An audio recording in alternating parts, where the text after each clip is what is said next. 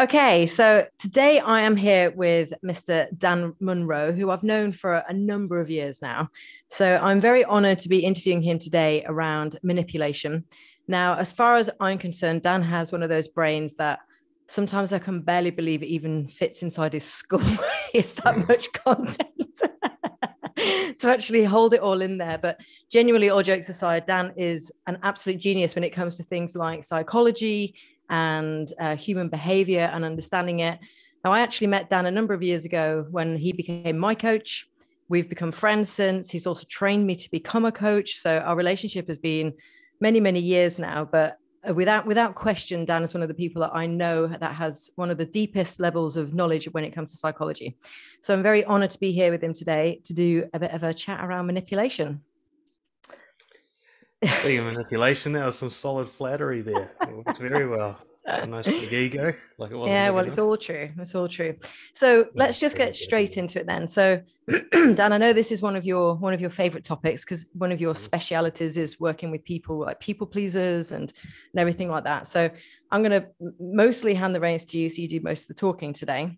So I'm going to start off with the question: is like, how would you actually define manipulation? What would you say it actually is? Well, there's what it actually is, and there's what people mean when they use that word, I guess. What it actually is just cause and effect. It's any form of interaction where one person causes the other. Like right now, what I'm saying is a direct reaction to your question, which was the cause. So you've manipulated me. Like you've limited the range of everything I could talk about with that question in a subtle way. I mean, I could refuse to answer the question and talk about something random. You could say, like, how do you define manipulation? I'm like, oh, I had porridge for breakfast. But I'm not going to. I feel very compelled to answer the question. Mm-hmm. And so every interaction, every statement and question we make moves the other person. It writes pathways in their brain without them having a choice about it. It influences us like the sun makes us squint our eyes, or the ground makes us change our stepping. Can't help it. Can't help but be manipulated by every interaction. But of course, what people mean by that word is the negative connotation, Mm-hmm. and that's probably what we'll talk about today. The reason I sort of do a big pointless rant about manipulation being this general thing is the best way to manage it is to understand that it's happening all the time. That there's no such thing as being uninfluenced by someone you interact with. As soon as they speak, they've changed you, and that's beyond your control. Even if you try to resist the change, the fact that you're resisting is something that they provoked. So to even resist manipulation is to be manipulated in some way. But of course, there's better reactions than others. That's, I think, where we'll end up going today. Mm-hmm. But I think, yeah, what most people mean when they say the word manipulation is, I think usually they think it's deliberate, and we'll challenge that maybe today, because I think a lot of manipulation's unintentional or subconscious, Mm. or even when it's intentional, it's not what they really deep down want, and so on. So it gets kind of murky about motive. Uh, but they mean is basically it's if you manipulate me, it costs me for your benefit. That's what most people mean by that word. You're controlling me for your own gains, and it's likely to hurt me either short term or long term, at least emotionally in some way. Mm-hmm. So I think that's what most people mean by manipulation, is a deliberate attempt to move the other person in a way where they lose and you win. Um, yeah, that would be my definition that I'd get started with probably. Okay. So where do you think that manipulation comes up the most in your line of work? Because I'm not as advanced to understand manipulation to the level that you have studied it. But I know that there's obvious intention. Obviously, there's intentional manipulation, there's unintentional, there's conscious, there's unconscious, there's extreme, like there's the obvious one. There's people that are being beaten up by their partners, and then there's Mm. very subtle manipulation. So because it's so broad, let's talk about where it mostly crosses your path in the line of work that you do. Well, I guess that would be people pleasing. One of the lesser recognized categories of manipulation. We generally think of someone who pleases us as being a good person. Mm-hmm. And in my line of work, we challenge that idea quite strongly. Not just the idea that a good person is even a thing, but the idea that pleasing someone is actually for their benefit. It's so often really the pleaser who gains, or seems to think they gain, and the other person can suffer in the long term. For example, if I please you into being into a relationship with me, I pretend to be something I'm not, something you like, you could waste years with me. Years where you don't get to meet someone who's a genuine fit for you. Years where you're sort of frustrated and bored and irritated by my passivity and so on and so on. Years of like you sticking with the obligation and commitment and me guilt tripping you and sulking and so on to keep you there until you realize that we're not actually a good fit and I've been fake the whole time. You know, that kind of people pleasing is what comes up a lot in my work. And this is where we really get into both the concept of unintentional manipulation and subconscious. So when I say unintentional manipulation, I mean you're manipulated, but I wasn't trying to manipulate you. So maybe this is more on your side of the fence, like you have an insecurity and I've triggered it, but I haven't really done anything objectively wrong. Let's say somebody speaks loudly at a meeting and another person feels intimidated. The person speaking loudly isn't necessarily bullying. They aren't dominating. Just no one else is talking, so they talk. They've done nothing wrong by any standards, but you can still be manipulated because you have fears around, I don't know, extroverted people or loud noises or something like that. Right? So that would be unintentional manipulation. So somebody might start people-pleasing me because they think that I don't like them, but I've actually given them no evidence of that. This is all in their head. So I've manipulated them without even meaning to, without trying to, you know. So people-pleasing is largely subconscious. People pleasers don't know they're doing it a lot of the time until someone like me makes them aware that what they're doing is categorically manipulation for their own gains. So people pleasing, the art of making someone like you by pretending or behaving in a way that they prefer, that's the type of manipulation that comes on most of my line of work. So interestingly, you just mentioned around if somebody speaks very loudly in a meeting, for example. Now, that also is something that I hear in my line of work as well, where people say they're very dominant or they try to manipulate people because they overpower me or they try and dominate other people in a meeting. But what you've just described could actually suggest that is just who they are. That could just be their personality. So if that's the case, how would you then suggest that people can tell the difference between, is this just my interpretation or is this person actually doing the thing that I think they're doing? And this is why I brought up early the unintentional subconscious elements of manipulation. Is if you go down the rabbit hole of trying to figure out whether or not it's happening, what the true motives are, so on, you might end up getting nowhere at all. It's not the most helpful line to take. Essentially, manipulation exists if you think it exists. Now, understanding that manipulation and deliberate attempt to harm you are not necessarily the same thing can really help.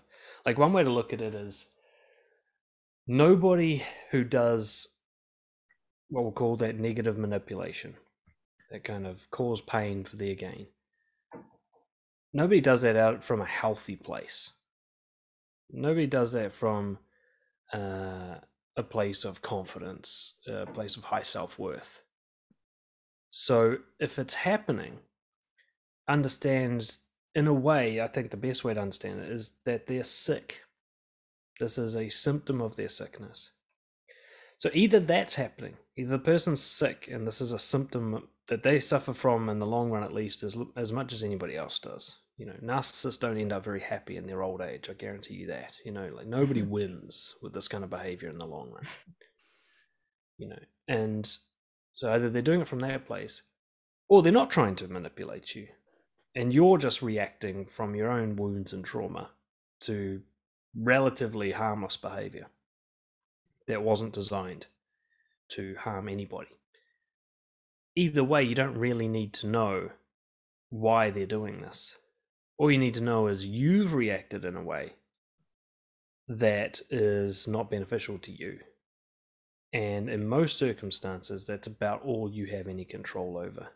So the loud person at the meeting, they could be deliberately bullying you, or they could just be a loud person. It doesn't actually matter which one it is. What matters is how you're reacting and what you're going to do about that. Because no matter why they're doing it, and we'll get into response later, your response will be the same. You know, whether they're doing it unintentionally and so on, or whether they're deliberately trying to get you, either way you respond the same way to manage your own having been manipulated, I guess.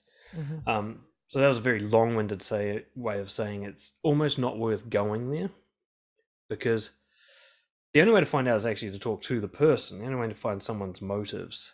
They're the only one who can give you the closest to the truth. And if you're talking to a sick person, they're probably going to lie about it. And if you're talking to a healthy person, they'll be honest about it, but they'll give the same answers. You won't know, unless you get sort of training and so on. It'll be some time before you know whether you're dealing with a liar or an honest person or somewhere in between. Ultimately, it won't help you that much, other than just to satisfy your curiosity as to human behavior and social dynamics. But I'd say if you're being hurt by manipulation, first stop is you got to sort your own shit out. Later on, you can learn about other people and the different reasons why this happens. Does that make sense? I think it does. And when you're talking and I look away from the screen, it's just so I can put something in my memory so I don't forget it, writing it down basically. But one thing that I think is really interesting in this type of conversation and this awareness is that whenever we have our own reaction, I've heard many people actually associate that as a gift, because what it's doing is highlighting something in us that needs some work or some attention or whatever it is. It could actually lead us down a path of self-discovery. The fact that why is this thing actually triggering me, but it's not triggering Joe Bloggs over there or not triggering them. So it's really interesting that we can actually use this in a way of self-development as opposed to blaming the other person. And I actually also wrote down very similar to what you said, is that even if you were to go and ask the person, because I think you're bang on right, that if you have this view of what this person is doing, whether it's your interpretation or whether it's actually real that they're intentionally doing it, if you ask them, you're then dependent on them telling you, A, the truth, and B, that they're even aware that they're doing it. Because if it's driven from their unconscious, they're possibly not aware of it. And if they are aware of it, they might just think, well, I don't see the big deal of it. It's not necessarily my motivation to have that impact on you. It's just part of my personality. So you leave yourself very vulnerable and at the mercy of them responding in a way that actually works for your rule book, as opposed to basically you could end in this very entangled conversation. It doesn't actually go anywhere. You don't get anything sorted from it. But I think you're bang on right that regardless whether it's intentional or not, it's still having that impact on you. And then I'll be interested in what your thoughts are around to the best way to handle that. Maybe probably a little bit later. I've still got some more questions here. So when do you think people are most likely to manipulate? Well, again, you got to start with the premises. It's always happening all the time. There's always an agenda. There's no unintentional behavior. A person will often not know what their intentions are. Like we were talking about before, you ask a people pleaser why they're doing something. I'm just trying to be helpful. And they actually believe that. It's not the truth, but they actually believe it. A lot of my coaching is just, really? Is that really why you do it? And then we dig in and they find out like, oh, God, is that why I do it? Oh, I never thought of that. Anyway, so assume the manipulation's happening all the time. But when we say, the way I interpret your question, when it's most likely to happen is when are we most likely to be harmed by, malignant manipulation? There's certain times where we're most open to it. General kind of psychological states. One, ironically, is when we're sure we can't be. And after working with prisoners, I learned that one. Their favorite target, if you want to corrupt one of the prison officers, you look for the guy who thinks he can't be corrupted. That's the easiest target, basically. One of the easiest, anyway. Another time is kind of obvious generic response here, but it's when you have low self-worth. When you're in doubt and you don't trust yourself, the door's wide open for someone else to insert themselves into that position of authority.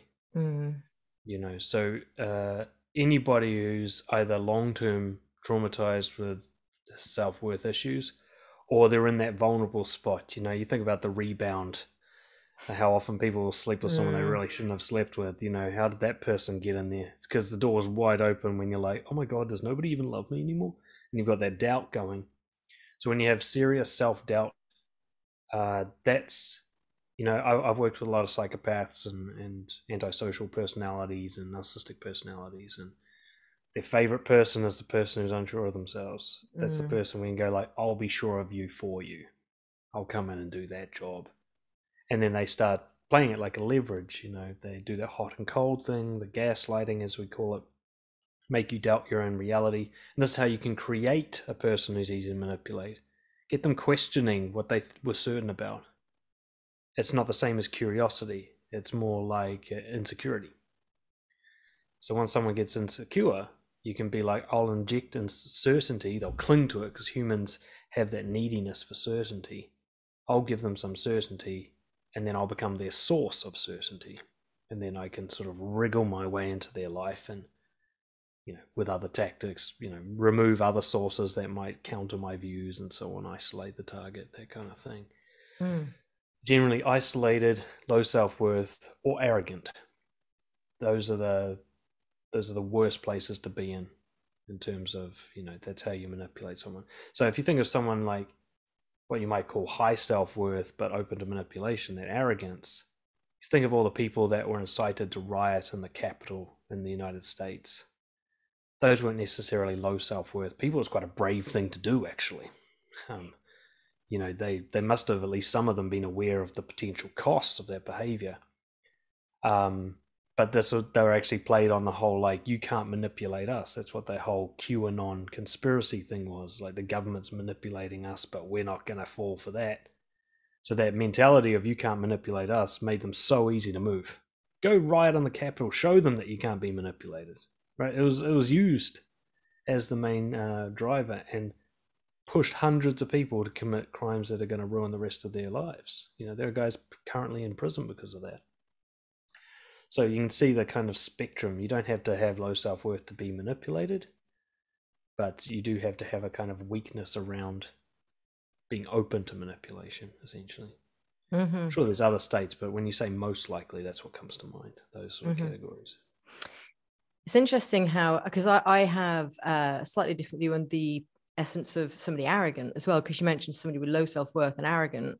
To me, somebody arrogant has low self-worth. It's almost like an overcompensation of, because they feel a bit shit about themselves, I'm going to try and overcompensate and prove to the rest of the world that I am this thing that actually they don't believe that they are themselves. So to me, that's, you know, it doesn't surprise me that those people are very easy to manipulate. I'm very interested when you said some of the people that think that the people that are most sure that they can't be manipulated, not who are those people, like, don't name them, don't put people's names in the call, but what type of personality is that? What type of person thinks that they can't be manipulated? Don't know if there's really a type, but think of it as a kind of defense mechanism, this self-view. You know, you mentioned before that an arrogant person doesn't have high self-worth, and I'd agree, because it just depends on the definition of what self-worth means. When I say they have high self-worth, I'd say high self-regard. They think of themselves very highly. It doesn't mean they're actually confident. You know, they're obviously, it's on a foundation of sand, this whole image they have of themselves. When I say low self-worth, I mean the person actually thinks of themselves as a bad person and is very harsh on themselves. High self-worth or arrogant would mean that they look in the mirror and go, you are fucking awesome, you know, and that isn't true, and they deep down they know it. There's a little niggle at the back of their mind like, are you sure? But, you know, that's what I meant anyway. Which also kind of answers that next question a little bit, which is that person who's arrogant is really the person who's desperate to believe that they're confident. They're desperate to believe that they cannot be hurt, that they're tough, that they're mentally resilient. You know, there's some old adage saying from someone, I don't know, totally misquoted and not know who I'm stealing from here, but if a person tells you that there's something, they're almost definitely not that thing. So if someone goes, you know, look, at the end of the day, I'm an honest person, all you know about them is that they're a liar. That's all you know at this stage. Wow. If I'm a caring person, I just really care about people. You're like, that's probably a pretty selfish person right there. They don't know it, but they really want to believe that they're that. So they might not say, like, you can't manipulate me specifically, though some people do say that. But they'll say something that kind of implies the same thing, like, I'm independent, or I do things my own way, and I don't give a fuck what anyone thinks of me. People that use that kind of language, they're ripe for manipulation. Because you leverage that. You'd manipulate someone like that with flattery. They'd be like, I could tell you're really tough, actually, and nothing gets through your wall. And I don't want to give people manipulation tips, but that's how you would wriggle in with a person like that, is you become their cheerleader, and then you'd cheerlead them into the direction you want. Sure. People are like, okay, you're going to take that from them, and you can egg them on and so on.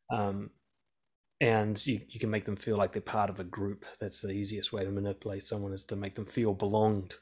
Make them feel like they belong, sure. And then that they don't want to be ostracized from the group, and then the whole group moves, they have to move with the group. That's what you get, the conspiracy communities and so on, is they might go, this is a bit off, but I want to stay in the group. So the group generally runs towards the edge of the cliff together.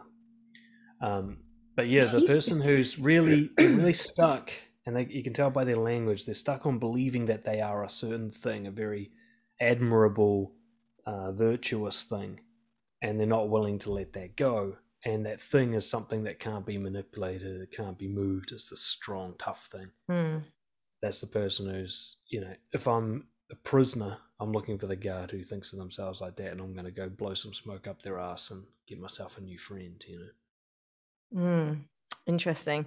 Is in terms of it's very interesting all that when people say I'm this or I'm that, because one of the things I'm always trying to encourage my clients with, and I'm sure you do too, is to detach from what people think of you. And although, like, on maybe little mini posts like don't care what people think, and even though even from a personal perspective, I can see a massive improvement between hanging on to everything other people said about me, like this massive neediness of you're in charge of my validation, and now whatever you say makes me feel a particular way. Detaching from that is very powerful, but to completely not care about what anybody ever thinks of you is definitely something that I'm not even sure how you get there, or if it's even possible. Maybe very, very experienced Buddhist after 40 years of meditating nonstop or something. But even though I promote that as an encouraging thing, there's no way that I would definitely say I don't care what anybody thinks about me, because it would be a lie. So I do understand that, although it's interesting how the people that promote such things they're actually preaching something that's really quite valuable as a general life lesson. But to say that you've completed it in its full entirety is often very, very, I was going to say very rare, if not impossible. Would you agree with that? Or would you say it's slightly different? It's a dangerous thought to have. I don't care what other people think. And with a slight adjustment, it can become a lot safer. We talked about the idea of, if I'm manipulated, it becomes a great kind of inspiration for self-growth. Like, I go, there's a weakness in my armor that I can work on. Rather than, I can't believe that person hurt me. And be like, thanks for highlighting that gap in, the defense. It's something that needs to be highlighted. I'm easily triggered by something. It's not their fault. It's my bullshit that got triggered, So anyway, this idea, I don't care what people think, with slight moderation, is I don't want my behavior to be compromised by what other people think of me. But I'm open to the risk. That's far more likely to be a mindset that is resilient to manipulation. Where you're like, I can be manipulated, but I'm going to work on not being. I'm going to work on encountering that as it happens. I'm going to work on prioritizing my own value system and my own set of principles over the urges and pushes I get from the outside world. But the idea that I don't get urged and pushed from the outside world, that I'm completely immune to that, bullshit. Sure. It doesn't. When you drive your car, do you stay on the road? Why? Where'd you get that from? Because you care what people think. That's why. Right? The kind of person who really doesn't care what people think is in prison. Every single person on the planet who really doesn't care what people think is in prison or dead. Because if you don't cooperate with society at all, it goes very poorly for you. With the exception of, say, like, psychopathic dictators in the Central Africa or something, but their days are numbered, right? The next one's coming up and he's going to be stronger than you. So a person who says, I don't give a fuck what people think, the fact that you say that proves that you do. Why would you say it? Who are you saying it to? What are you trying to convince people of here? Why are you trying to convince people of something if you don't care? A person who truly didn't care would never say it. They wouldn't say anything. Right? There's nothing to prove. There's no one to convince.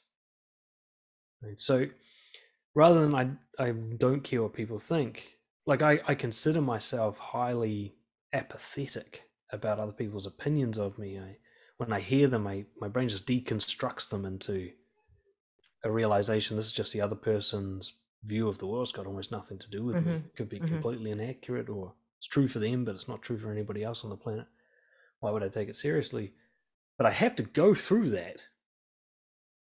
I hear it first, and sometimes I feel a sting. And the fact that I have to go through a little let's analyze that to see if it's legit information means I have been manipulated a little bit. I'm doing this now instead of something else. Right?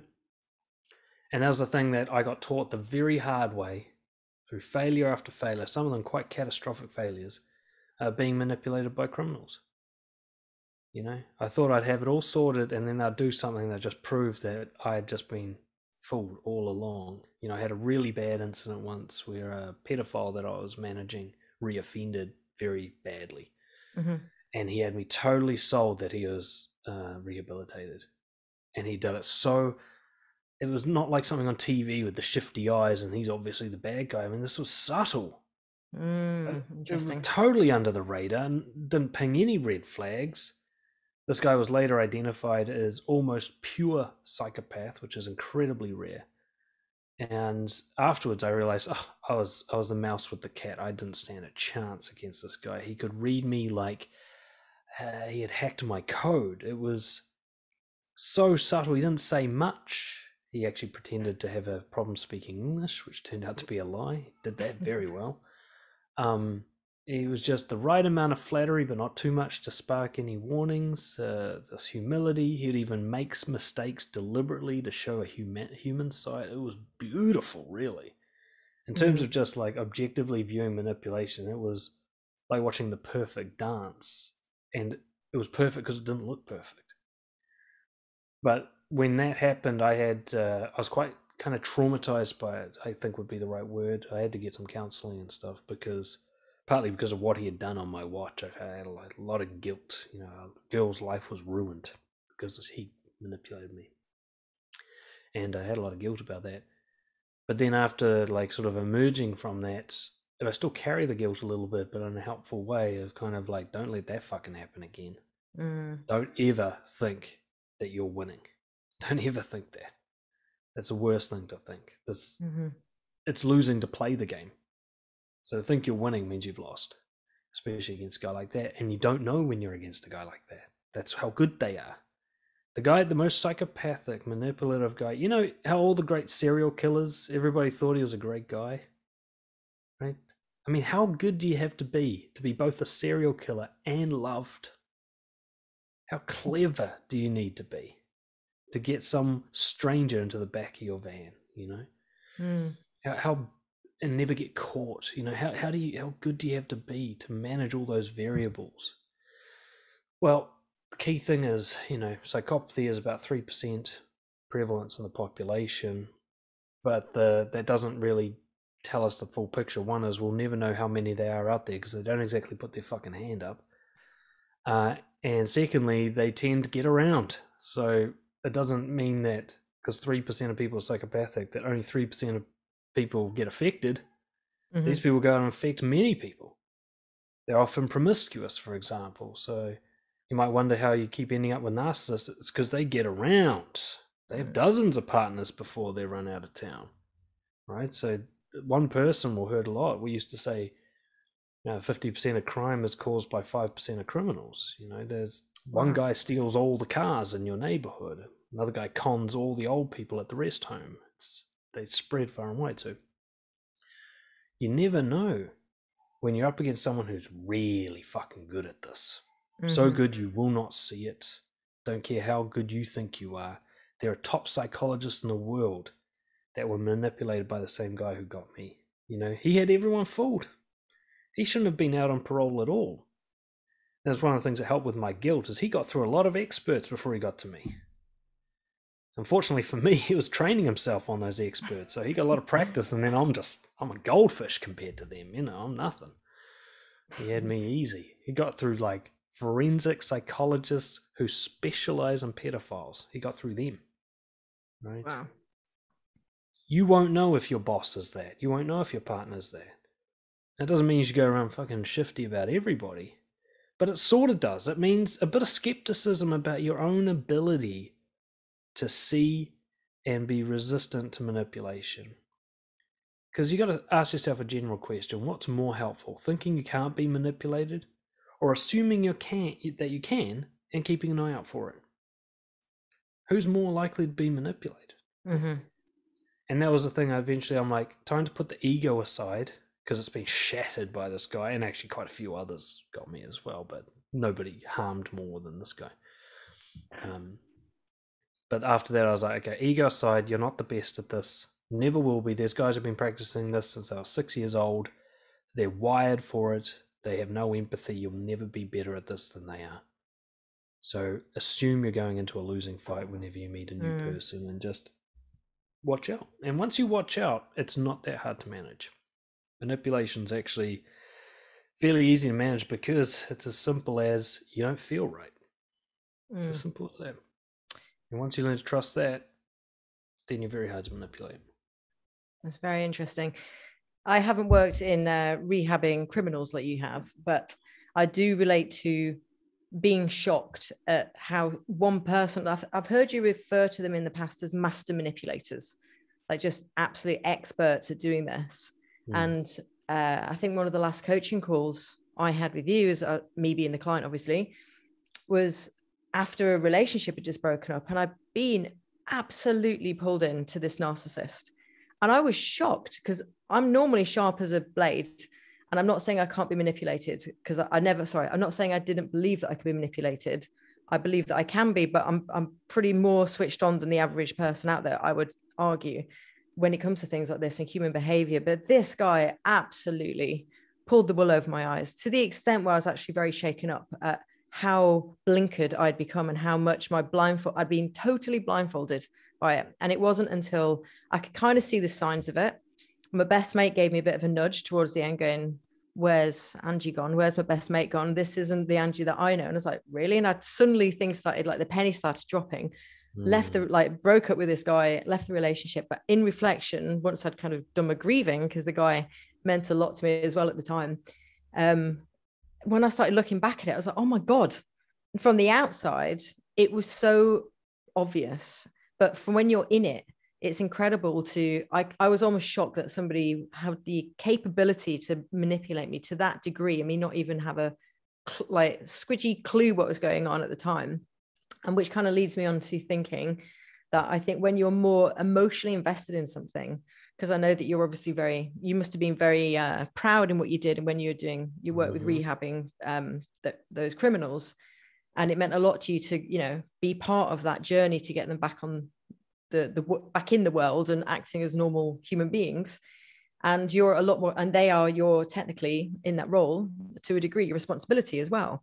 So when you're emotionally involved in something, I also think you're somebody, not you personally, but somebody can be so much more vulnerable to being manipulated than when you're emotionally detached from something, because you just don't care as much. It's when you care, your brain works in a different way about it. What are your thoughts on that? Would you agree? Oh, definitely. The caring is the thing. It's what you care about that matters. And the thing that makes you most vulnerable is caring about seeing yourself a certain way. You nailed it with the probation officer thing. When I first started, I was so concerned that I wasn't good at the job, and the imposter syndrome and all that. So what I hear the most often, you're the best probation officer I've ever had. I'm like, oh, it's exactly what I wanted to hear, and they fucking knew it. What do you mean best probation? Who has a good probation? Nobody wants to be on probation. What? Now, there are some people who are generally like, I helped them and they wanted that help. This is eventually what led me to become a coach, is like, I want to work with guys that are like that. They're very rare. Fully what do you call it, remorseful guys who just like, I don't want to be this guy. But they never said I was the best probation officer ever. They just worked with me. There was no compliments. Or sometimes they'd be like, I wouldn't be where I was without you. But that's after proven changes. But the compliments one, they just, and the people who did it best would combine that with invalidation. So in the same conversation where they'd tell me I was the best probation officer ever, they'd point out that I made a spelling mistake on one of my forms. Just a little think, like, you're not perfect. Watch out. Doubt yourself. But don't worry, I'll back you up later. I'll give you that self-worth back, and I'll take it away and I'll give it back, and they become the god role. And what was weird is working with some of these guys, they'd do this and there's no gains. There's nothing I could give them. And I realized they just did it to do it. They just do it to play the game. They just love the game. They don't care if I reduce their sentence or anything. I can't do any of that shit anyway. Probation officers don't have that much power. They just did it just to see if they could walk away going, got them. That's it. They live for it, right? But, you might see yourself as a caring person or a good partner. A lot of the reasons I think people will stay with a bad partner, bad fit for them, shall we say, to be fair, is because they desperately want to believe that there's someone who can choose a good partner. They don't want to admit, fuck, I fucked up. I'm not good at choosing people. I'm attracted to the wrong people. They don't want to admit that because it breaks their own self-image. Right? It even goes the reverse way. There are people who don't want to stop believing that they're a loser. So they'll fight against encouraging people. They'll resist positive manipulation. And they'll open the door wide open to negative because it helps reinforce the belief, right? So, generally, I used to work with a lot of battered women, and they'd just bounce from one abuser to the next. It used to baffle me. It'd take me 6 months to get a woman to finally leave a guy who was hitting her, and a week later, she's with a new guy who hits her. I'm like, how do you know which guy's hit? Like, how do you... How'd you find them? If I go to a pub, I'm not going to be like, that guy hits, and that guy, and that guy. I know it's a small percentage, but I'm not going to be able to fucking point them out. Yeah. They're just like, bzz, like the amount of times it was within a week or two that they'd found another one, even with no social life, And I realized that, it's magnetism. They attract each other. They see each other in the crowd. I came to learn about this almost very mystical element of manipulation. Like, as a people pleaser, I used to find people who needed fixing. I'd literally be physically attracted to them. That's how quick I could spot them. I don't think of it as any sort of psychic force. I think it's the incomprehensible way the brain can read micro body language and stuff without even consciously sort of noting it. So I could see the way someone walks perhaps and their facial expressions and go, that person's right for my particular game, and it would all happen totally under the surface of my consciousness. So I go attract and be attracted to the person that fits right in with a people pleaser. Sure. I mean, it's explosive, very detrimental combination, but we'd find each other. I didn't find confident people. Right. So I've actually forgotten the initial question. Do you remember? I can't remember either, but I was still enjoying what you were saying. Well, this is such a fun topic. I will just add on a little bit. I think in all the work that we do, I think 99% of the stuff that you say, I agree with. I think, yeah, tick, tick, tick. The one thing that I think we do see things slightly differently is what you just described about how two people can actually find so easily that right match. And I am a firm believer, more so these days than I probably ever used to be, around energy and the energy that we literally project. Now, it kind of leads into a bit of spirituality. I know that isn't your bag, but it is more so mine these days in terms of that. But when that energy matches, like on a level of frequency, it's like you said, it's like a magnet. It's like zzz, and you can just feel it from somebody, which I believe is why you can, two people can be in a bar with one other person, say, and they can both say exactly the same thing, even with the same facial expressions. Would you like a drink? And you can kind of get a feeling of like, I don't know what it is. Can't quite put my finger on it, but I don't like, that's why people say, I don't like his vibe. I don't like her vibe. It's vibration, but I don't like what I'm feeling from this guy. Whereas I don't know what it is about that guy, but that's a dude. That's somebody I want to spend time with. Like he's cool or she's cool, whatever. And I think that's how two people can like basically get that massive pull towards each other. But I think a lot of that is around energy and how it's projected, which is why manipulators, they're so tuned in to what that feels like and to radar that those people. That's how they pick them. And when you're in the place where you're going to attract a manipulator, you're going to be sending off that energy left, right, and center, is how I see it. So they're just going to be like sponges for the manipulators, which is why the people that have been beaten up leave a relationship and they go straight into a new relationship and get beaten up again. So that, you mentioned magnetism, I think it's kind of the same thing. Like we've all got like an energy that project, and whether it's body language combined with that as well. But that's just personally my take on it. But it is very, very interesting. So do you think with the manipulation of that you help most people with, is there a particular type that you think is and I know manipulation you've described as a very broad thing, but I'm talking about the so-called negative manipulation. Is there a particular one, without being extreme around beating people up, that you think is I don't know, is it right to say the most manipulative? I mean, is there even a scale on it? How do you measure it? And is there something that's like the worst, or the worst one that people might hold as part of a personality trait? Well, if we think of worst as being like most damaging to a person's psyche and quality of life, right? Yeah, that's good. I don't think violence is the worst. And I mean, sexual abuse of a child is pretty bad.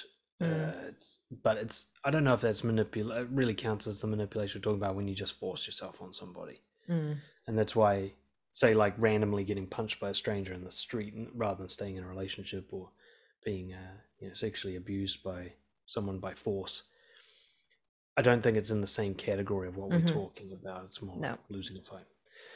So if we rule out those that are clearly sort of, well, most I don't think actually people recover from violence a lot better than they do from emotional manipulation. Therapists around the world have their calendars booked out because of parental emotional manipulation. Right? The damage it does when you're still forming your brain, and you don't have critical thinking, and you don't have the kind of frontal lobe performance that you need to like withstand the external world. Like, it forms you as a person. It limits your options permanently.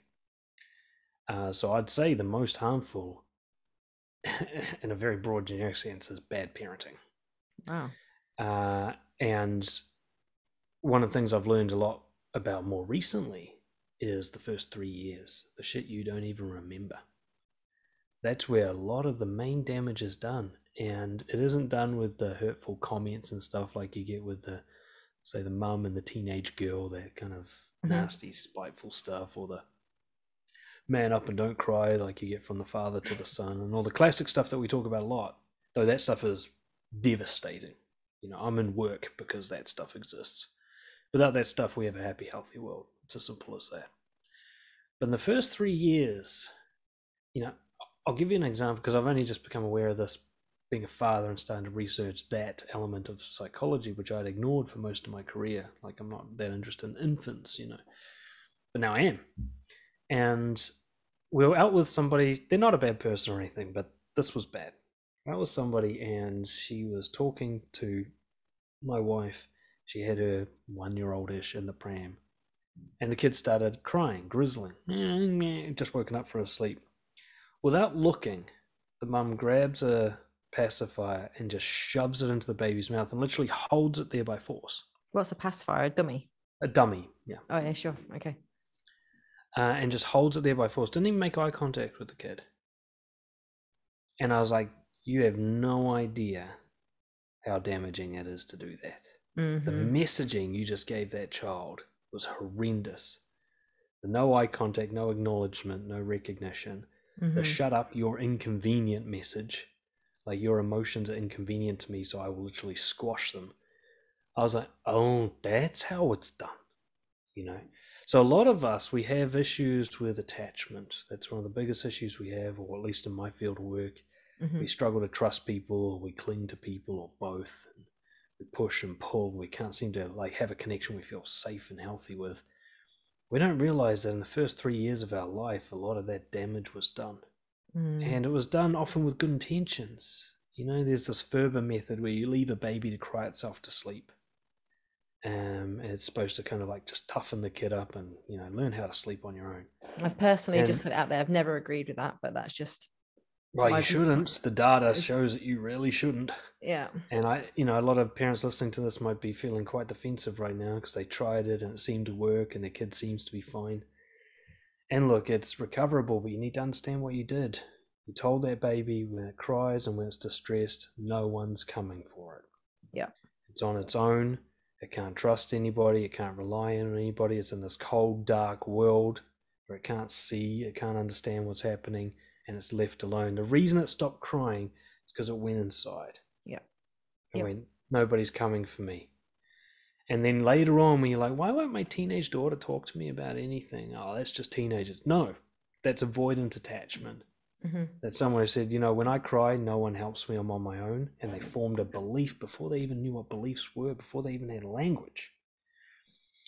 So when you ask, like, what's the most damaging?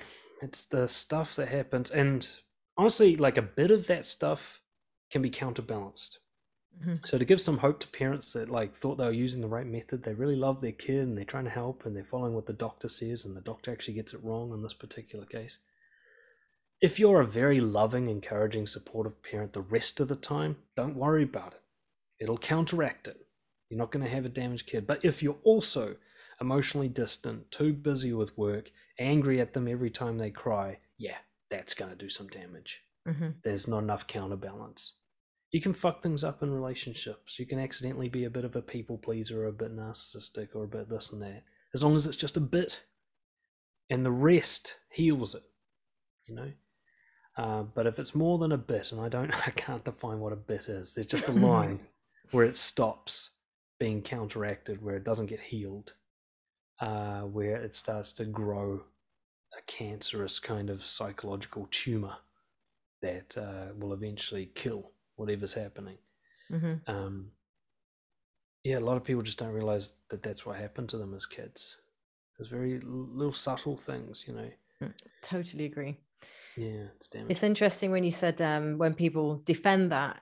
I mean, obviously the conversation today isn't around how you raise children, but it is very significant about, you know, when somebody says, I left my child to cry and it didn't do any damage and it worked. Well, first of all, what do you mean by worked? Basically, it made your life easier. That's what you mean by worked. It made my life easier because I could get to sleep more easily, or I could get back to work more quickly, or I didn't have the inconvenience of having to hold an ongoing crying child that's given up on putting the hand up saying, I need some help right now, but nobody's coming. So I'll just give up and I'll go inside, like you said. So what do they mean by it worked? And because I've heard people say the same thing. And when people say, well, it didn't cause any damage to my kid because they've got, 10 A stars at GCSE or they're going to university. Well, how are you measuring what damage it did? Are you measuring by their success? Because that in its own right, achievements, because that in its own right can also be quite damaging as well when you only recognize a kid for what they achieve rather than who they are. What you're basically saying to them is that I recognize you for what you do rather than who you are. And that in its own right can be in direct parallel relation to that particular pattern that we're referring to when they're a kid anyway, that dismissiveness of their human birthright needs versus, oh yeah, but it shows that they're fine because they're achieving something. And the two are very, very different. And it's good to recognize, it's very important to recognize your kids for both. If they do something good, obviously pat them on the back and give them high fives and chest pumps, whatever you want to do. But to recognize them for the stuff they're not physically achieving as well, I think is so overlooked in our society to raise a stable human race. Would you agree? Yeah, look, sometimes I think my standards are too high, but I would have to say that most people are not ready to be parents and that most societies are not set up well for families. You know, it's interesting. I was talking to a friend of mine who he kind of exclusively dates international women, and so he gets this range of cultures brought into his life. And one of his girlfriends was Mexican. And she came over to New Zealand. She said one of the weirdest things when she got here was hearing babies crying all the time. She said, you don't hear it where I live. Because you live in a fucking house with 12 family members. The baby's needs get met constantly. In certain African tribal cultures, a baby's feet doesn't touch the ground for like 3 years. They're constantly coddled, constantly held. They turn out just fine. psychologically speaking. They turn out to be powerful leaders, loving mothers, whatever. They turn out fine. So the ideas that we have, especially in Western culture, around how to raise kids, it's how to raise industrious workers. It's not how to raise healthy human beings. So we end up with these industrious, look at my industrious little kid. You mean the one that can't like connect with people? Is that the one you're talking about? Yeah. You mean the one that looks in the mirror and goes, "You're not good enough"? Is that the one you're talking about? The one that won't talk to you about their deep inner problems because they don't trust you? Is that the kid you're so proud of? The worst I see is like, I got hit as a kid and I turned out fine. No, you didn't. Or you didn't turn out as good as you could have. Definitely not. There's no way violence improves you as a person. There's no fucking way. There's no psychological paper on earth that's ever given any validity to that idea, and there's plenty that have gone against it. If you say something like that, like, I got hit and I turned out fine, what you're saying is, I got conditioned to believe that violence against children is healthy. Now say it like that and tell me that you turned out fine, right? It'd be like, I got sexually abused as a kid and I turned out fine, right? You wouldn't say that. So you wouldn't promote it as a parenting tool, right? But as you said, the tragedy is that to raise somebody, and let's go away from parenting, just to be in a healthy connection with people, it's a hassle to do it right. Here's the thing, manipulation, this is what I was thinking about before our call, I was looking at kind of the prompts and what we might talk about. And one of the things that's become very clear to me over the last couple of years, and I already knew it back when I was working with offenders, is the most motivating force is the most ridiculous one: avoidance of a hassle. We get very motivated by guilt, we get motivated by the pursuit of pleasure, we get motivated by frustration, but ironically, a lot of our decisions every day, a majority perhaps, are just trying to reduce hassle. We don't like hassle, and everybody's got a different definition of that word. What hassle is for them. They're very active people, but a hassle is like having to wait for something. Or someone like me, a hassle is being active. So from the beginning, whether it's parenting a child, whether it's being with a partner, whether it's hanging out with our friends, a lot of our manipulation towards other people is trying to reduce the amount of hassle they're going to be for us. Often the amount of emotional hassle.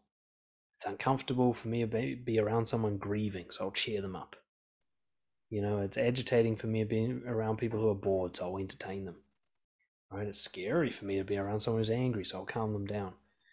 And we're constantly like, you're too much effort for me emotionally. I need to reduce you, right? And this is how not only we manipulate others. Like in my line of work, I'm actually dealing with people and the way they manipulate others more than the way they're being manipulated. I mean, it goes both ways. You work on your own shit and you start to see it coming from others. So working on your own shit is the best way to tackle this. It kind of covers everything. But when you start to see, like, how often do I do something with the primary motivation of making their emotional state more comfortable for me, it becomes very uncomfortable to see how much you do it.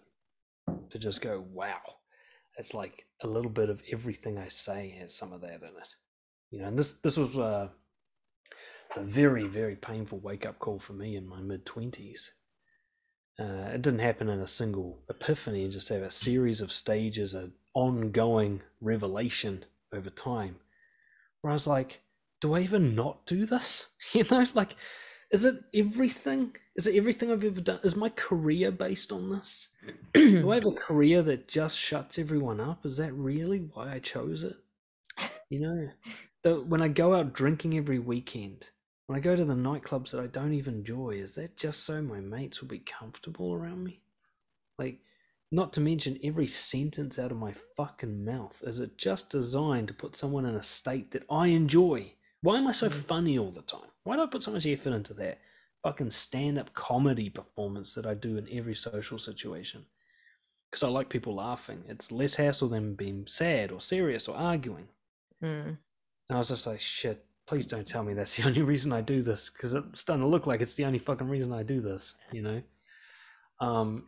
Anyway, like I said, when we talk about the most harmful, it really can just come down to the fact that we're just trying to stop people being a hassle.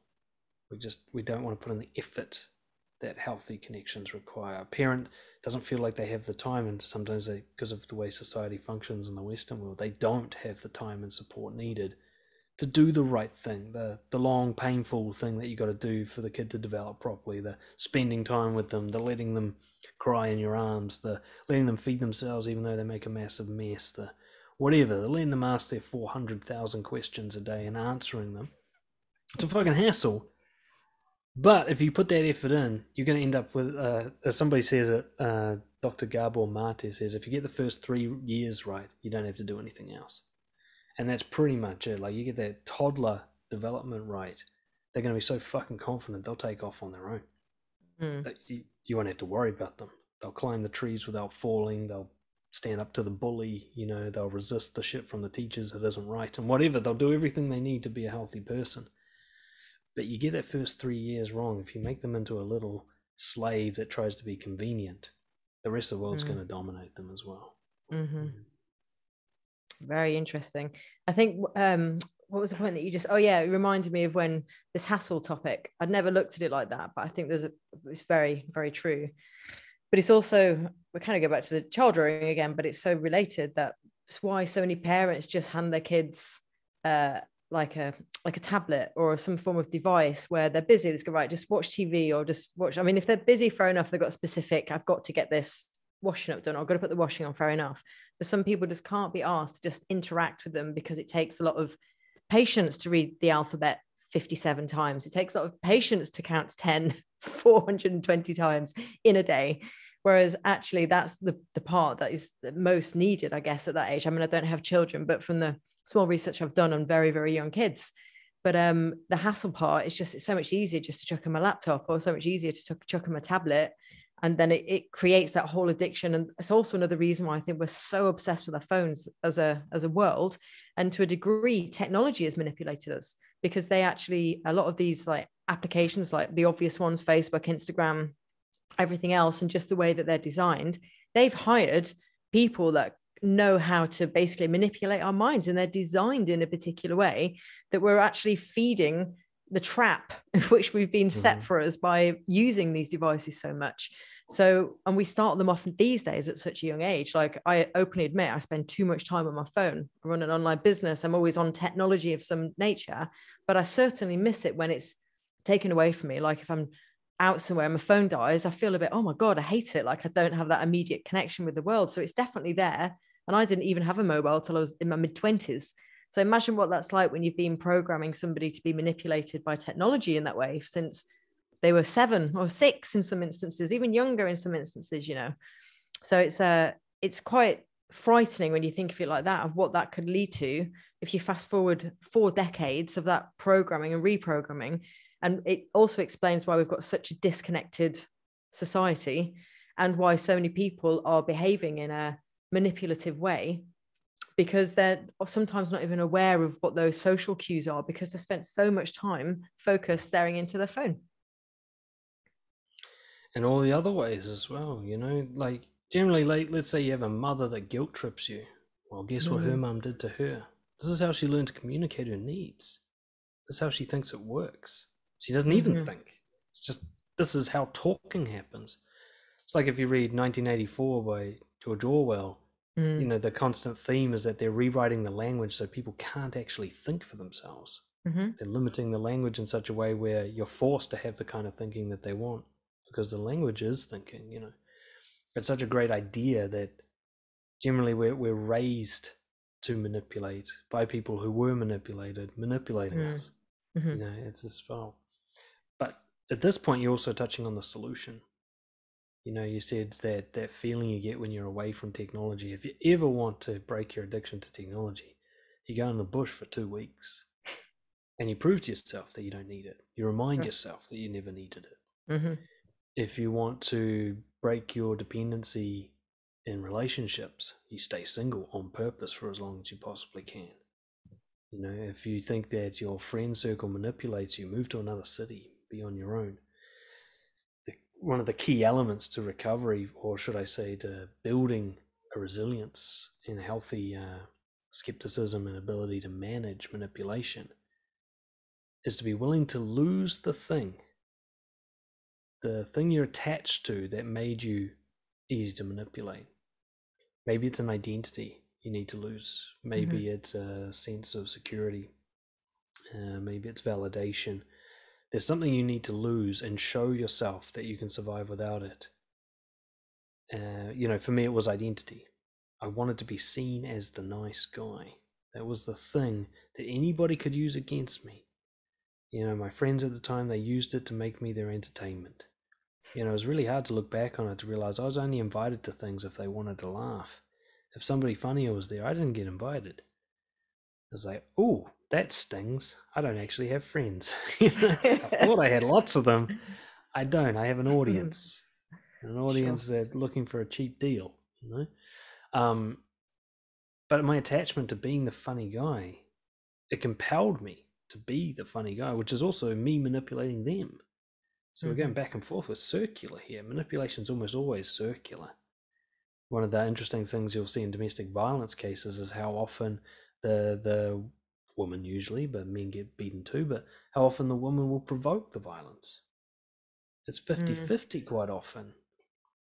She could leave, but she doesn't. There's always the victim's also manipulating in their own way. Both people are essentially a victim to each other. Now, one person could be far more malicious and deliberate than the other person, but manipulation's a dance. It's 50-50. Yeah. The person who really can't be manipulated is actually beautifully demonstrated in the movie The Departed. There's a scene, Jack Nicholson's character, the mafia boss type guy, he was talking to the main character about his dad. He says, your dad never wanted money. There's nothing you can do with a guy like that. And he perfectly, in that moment, he illustrated what someone resilient to manipulation really looks like. It's a person who has nothing they need from you. Like, if you really want to become someone who can't be affected by others in that way, that can't be hurt and tricked and moved around, you have to figure out what it is that others provide for you that you don't provide for yourself, what it is that you think you need that you don't need, what it is that you're not willing to lose. If you're willing to lose anything, you're untouchable. Any prisoner will tell you, any sort of long-term serving inmate will tell you, it's the crazy people that get the most respect. They might be the smallest, but if they're willing to lose their lives to have a fight, nobody wants to fight them. It's too much. So the biggest, toughest guy will leave the crazy guy alone. Right? He might be smaller, but the crazy guy will bite your balls off. He has no limits. Right? It's like a phrase I heard. Sorry to interrupt. It's just like a phrase I heard that once you've lost everything, you're the most dangerous person to go up against because there's nothing for them to lose. There's nowhere for them to go any lower. So the person that has already lost everything for whatever reason are the ones that you should fear the most.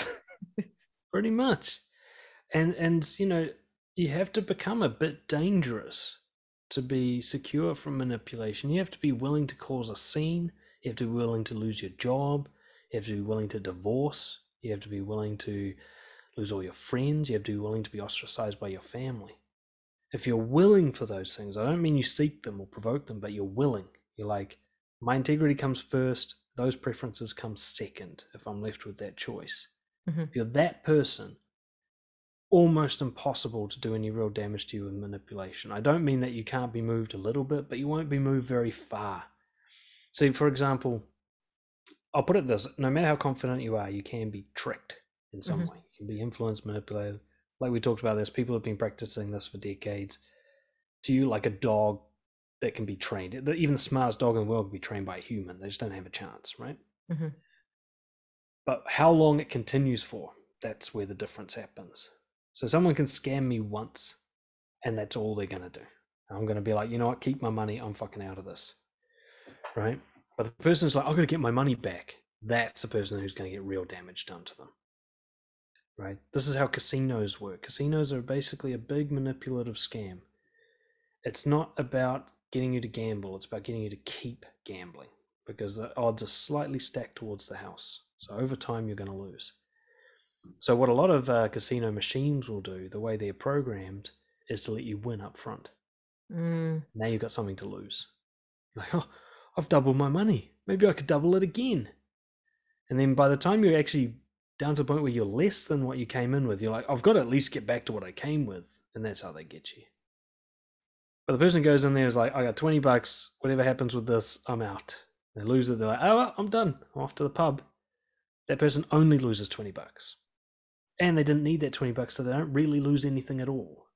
Mm-hmm. I remember one of the worst things I've ever seen in my life. I was in Vegas for the first time. And we're all broke, so we're going to like the $2 tables and just watching the fancy tables and stuff and trying to score free cocktails. It was roulette. Is that what it's called? The spinny ball one with the numbers? I think so. The red and black one. I'd never seen this before. I didn't think it happened in real life. This guy came with a stack of money and just put it on a number. I thought you'd have to use the chips, but he just put the stack on the number. Wow. I was just like, ooh, he had cowboy hat on and the boots and everything. I'm like, well, this big spender, this is awesome. I'm so thrilled. He's like, fuck, that's some high stakes shit. He's got like a 1 in 80 chance or something. And he lost. And the guy almost had a heart attack. He wasn't willing to lose it. His face just went like, I've never seen anybody just go pale. He went from like normal, healthy looking to like cancer, just like that. I was like, wow. Oh, it made me feel sick to see it. And he's just like, oh no. And then I can't remember what he said. Something like, what am I going to do? Like, what if my wife finds out? And he was just devastated. And I was watching this like, there's no way you just did something that stupid. Is this like a prank or something? Because that's so brutal. They grab the stack and they've got this little like pushy thing and there's a slot and they just push the money in and it just disappears. And you just see the guy just grab a stack and just the money disappears and this guy just basically collapsed in front of us. And I just thought, that's the problem with gambling, is the person who isn't actually willing to lose the stack. The guy who's willing to lose the stack cannot be harmed by the casino. Right? But the guy who actually, even if it's secretly just at the back of his mind, wants to at least keep his money or keep his pride or whatever, the casino is going to eat him alive because the odds will just turn against him over time. It's very interesting. Like the desire to win or the desire to gain. And he said that the casinos, I've never been to like one in my life, I think, and it was in my local town. I spent about £5. It's like big bucks. But anyway, he said that they're designed to give people that win at the beginning. How that to me is identical to when you talk about when you're working for Connections, when they would give you all these compliments and you're the best person that we've ever worked with and blah blah blah. Or a narcissist who love bombs, they call it love bombing, don't they? When they love bomb their partner at the beginning, they shower them in love and tell them they're the best thing since sliced bread, yada yada yada. It's that I want to win something, I want to gain something, and you're fueling that desire to gain it. So whether it's a casino, whether it's in rehabbing criminals, whether it's in a relationship, if you're vulnerable in that thing that you want to gain and you're not willing to lose, when you see that you're kind of getting the thing that you want, you get sucked in. It's like a massive magnet, like, and then that's how people then become such a victim to it. I would suggest, based on what you've said, the similarity just suddenly stood out to me in everything that you've used as examples. Exactly. I mean, if you can figure out what's the thing that you're least willing to lose and make your next year dedicated to being okay without that thing, that's the best work you can do. Like, one of the examples that I think that comes up a lot for people in the workplace would be like public humiliation. So you get backed into a corner in front of a crowd in some way. You see this in debates all the time where a person who was formerly rationally debating starts getting all heated and defensive and starts getting spiteful and throwing out insults, and they think they're winning, and you watch it afterwards, you just go, oh my god, everyone just thought you're an absolute dick about halfway through onwards. They're not prepared to lose in front of a crowd. They're not prepared to lose face. But the person who will be like, maybe I was wrong about that, and the whole crowd goes, oh, see, you don't know anything. They go, yeah, if you want to think that person, they might lose the debate, but they don't lose the war.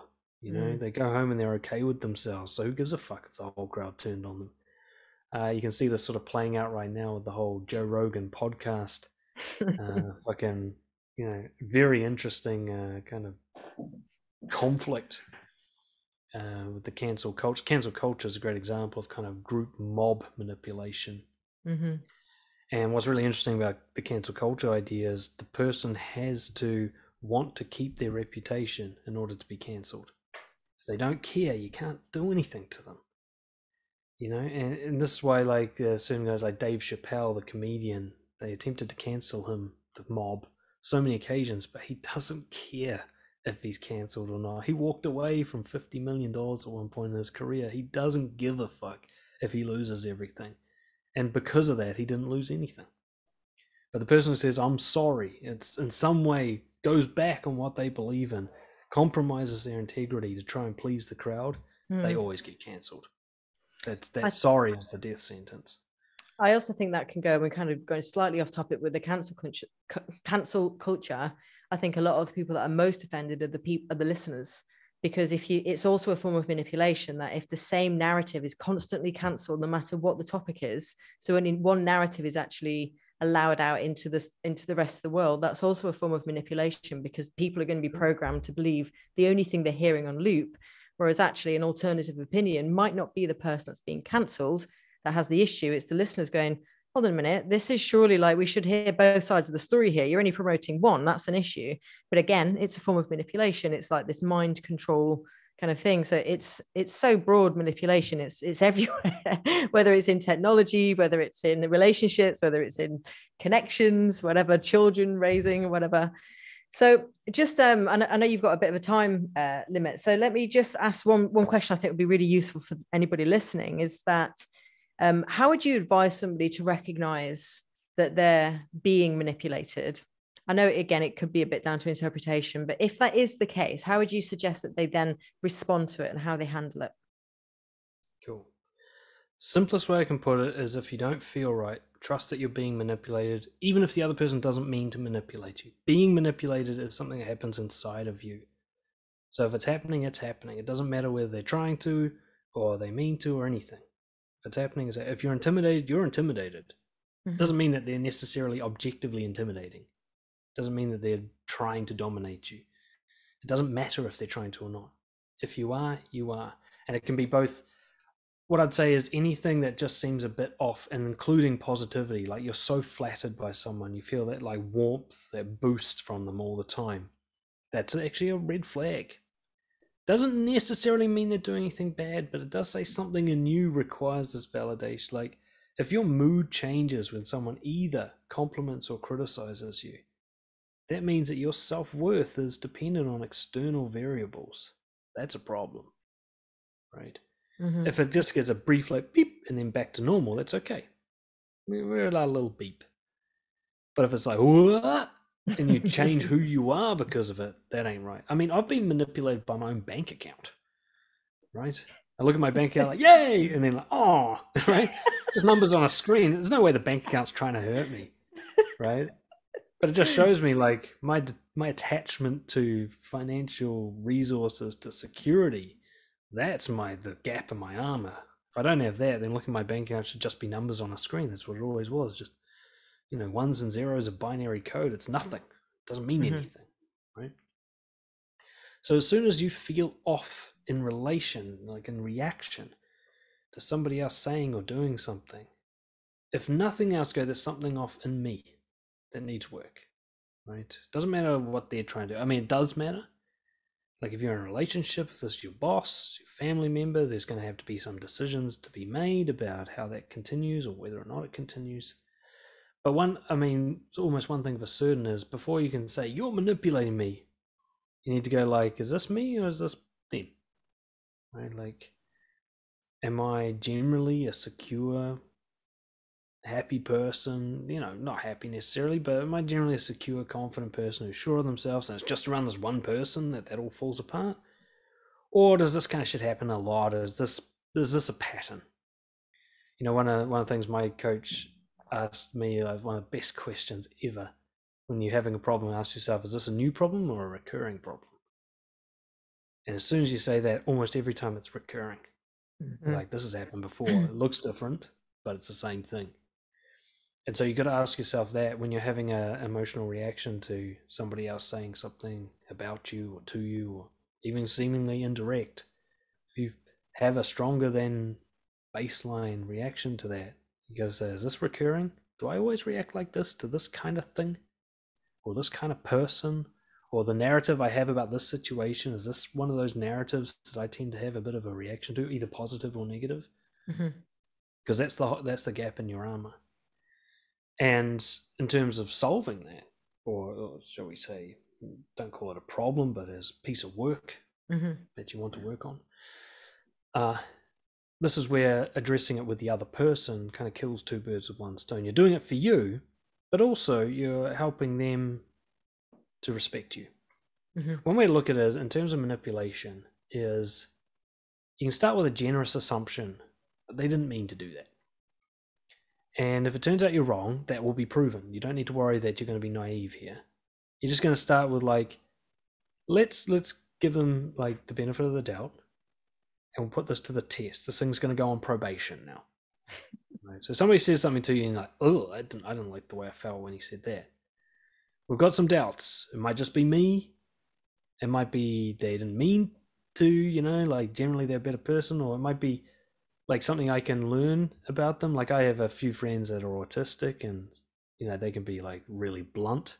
And once I get that and I'm okay with it, then I don't take anything personally. But they'll, you know, they're kind of, oh, you're looking a bit fatter today. You're like, whoa, what the fuck you say? I'm attached to looking good. That's not their problem. They're right. I am getting fatter. You know, what's the problem there? I've got an honest friend. That's good. I need to get my shit sorted.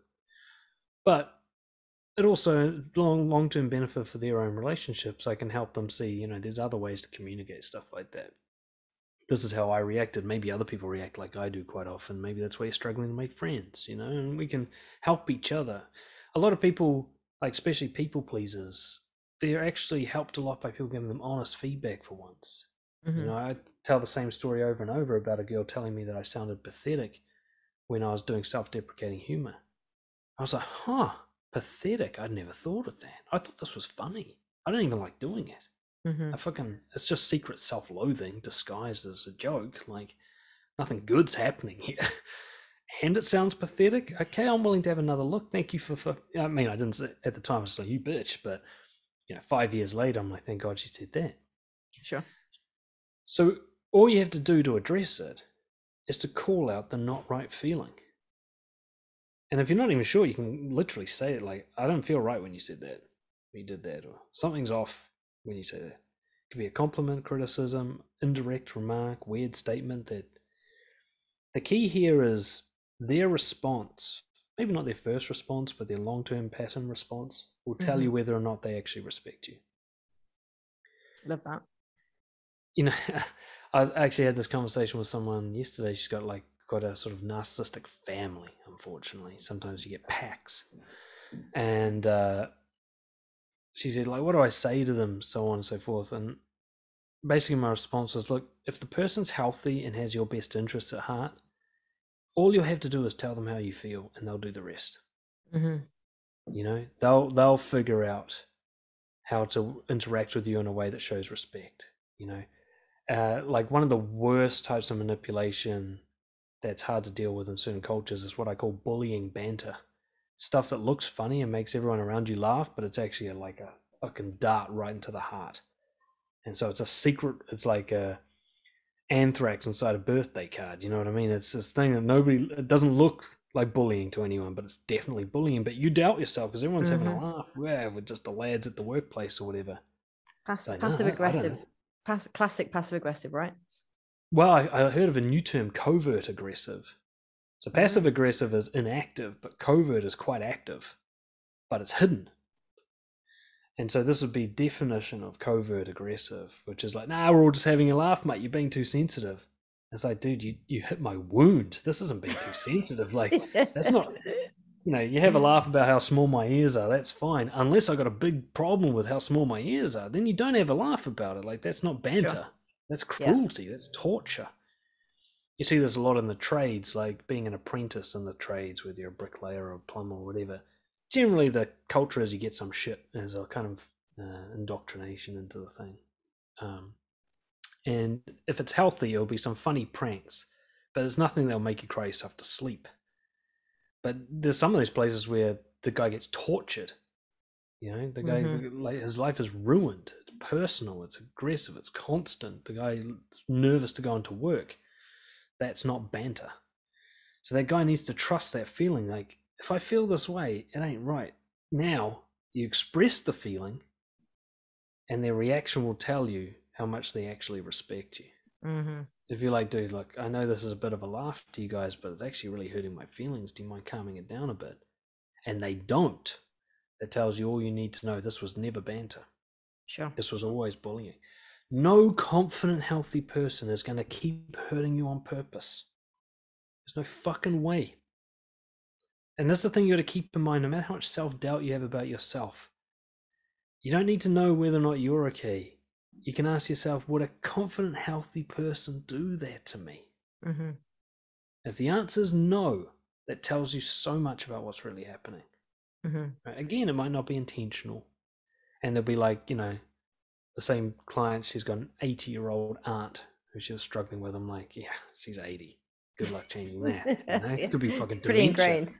Yeah. Very good luck. Two of my family members fell out for a decade before everybody realized they both actually had dementia. They just thought they were really mad at each other, right? Like there's some stuff you can't change in another person, right? But you need to first get the feeling. I put it out there like, this is the willing to lose. I'm willing to lose your respect. I'm willing for the boys at the workplace to think I'm too sensitive. I'm willing for my boss to think I'm weak. I'm willing for my partner to think that I'm, I don't know, what do you call it? Selfish. Well, like the word. What, when you think that Obsessed somebody's been oversensitive kind of thing? Whatever it is. Self-conscious. The thing you think, self-conscious. Whatever it is that you're worried they're going to think of you as. This is the bravery. You have to let them have that thought. Let them make that judgment and understand, look, if they react badly to this, that's all the information I need. It's time to get out. And I mean, this is really hard. I know if I'm someone listening to this is a very low self-worth, easily manipulated person, it's unlikely they'll also have the bravery to walk away, but I want to at least plant the seed in their head. That is the answer here.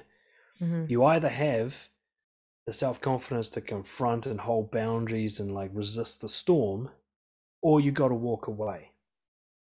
There isn't a third option where you stay in a fight that you're not strong enough to win yet, kind of thing. You need to be able to practice this at a level you can handle.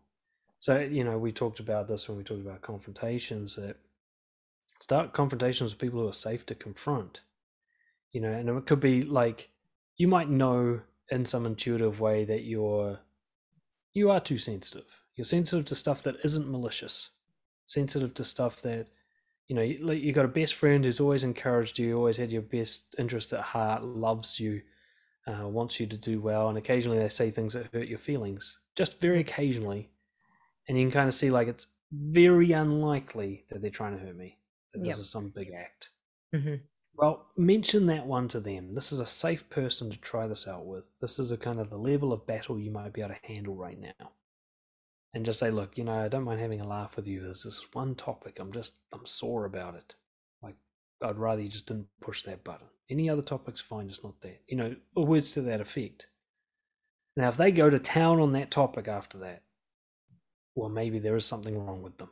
Yeah. All right. You got to ask yourself, if I really loved somebody and they asked me to just stay away from a certain behavior or thing because it hurt them, and it was totally a choice, I didn't need to do that behavior, there's no compromise of my integrity to change this behavior, what would I do? Would I be like, I'm going to fucking tease the shit out of them? Well, if so, you're a sick person. You need fucking help.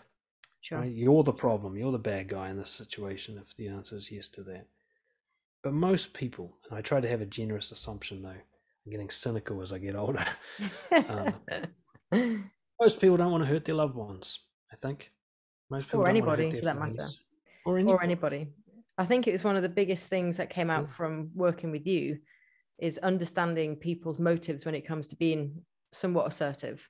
And sometimes people are unaware of it. Sometimes it's intentional. Sometimes people are oblivious. Sometimes people have other motivations because they're driven by their own insecurities or whatever.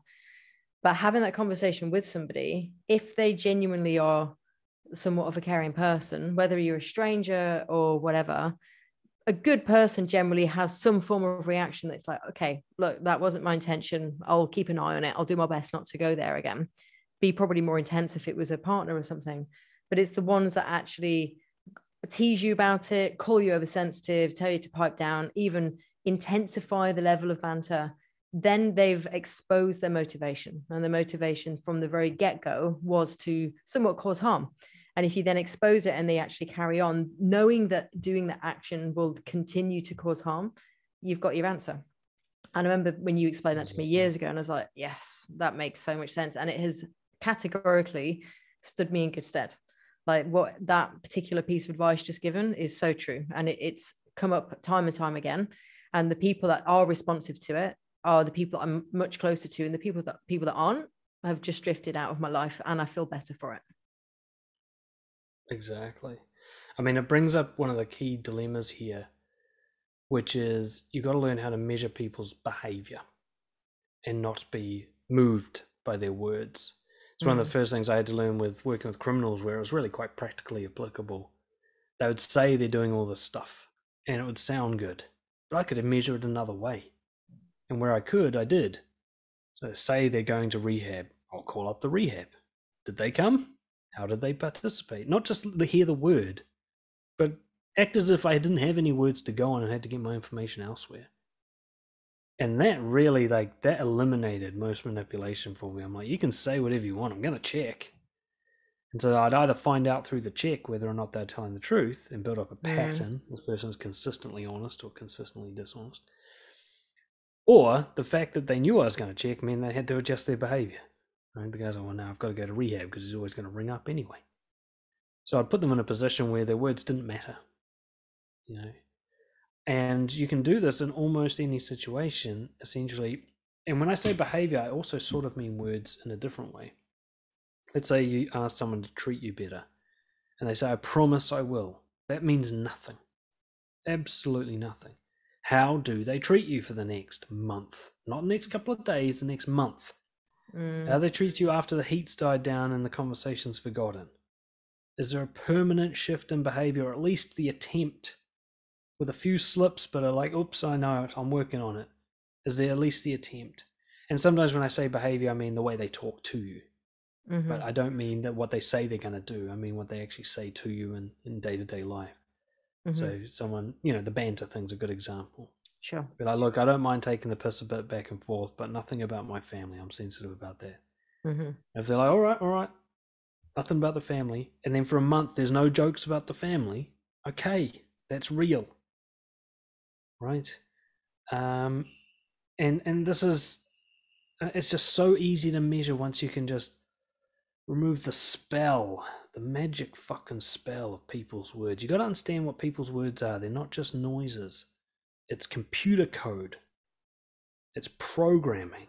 When it enters your ears, your brain creates pathways. It literally changes the physical structure of your brain to listen to someone speak every single time they do. New memories are formed, new understanding of how the world works is either confirmed or denied, and so on. So when someone speaks to you, you've got to understand they are trying to program my brain whether they mean to or not.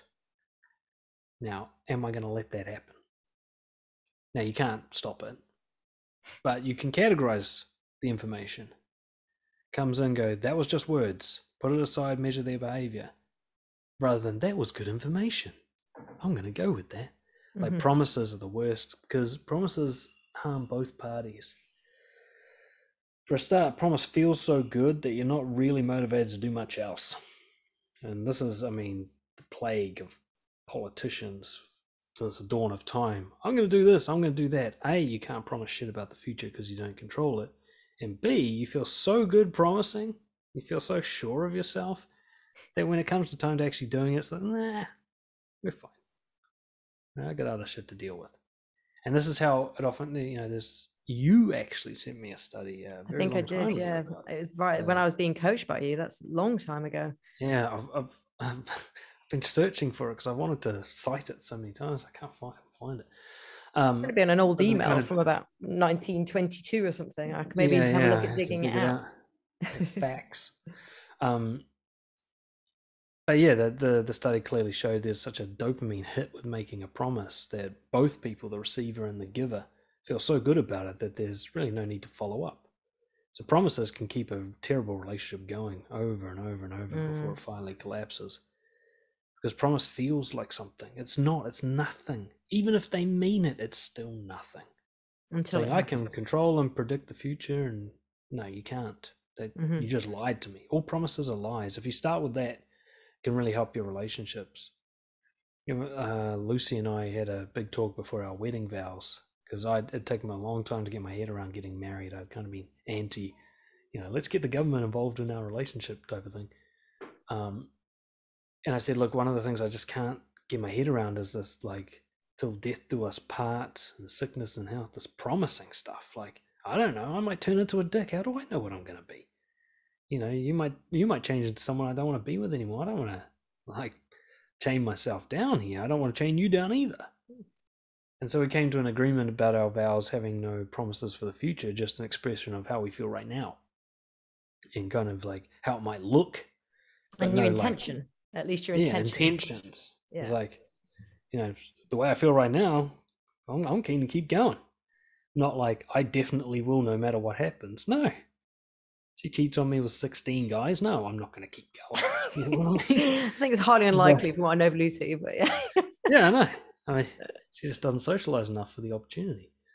But the point being is, no matter what someone says after you confront them, you kind of don't take it seriously. Even if they react badly.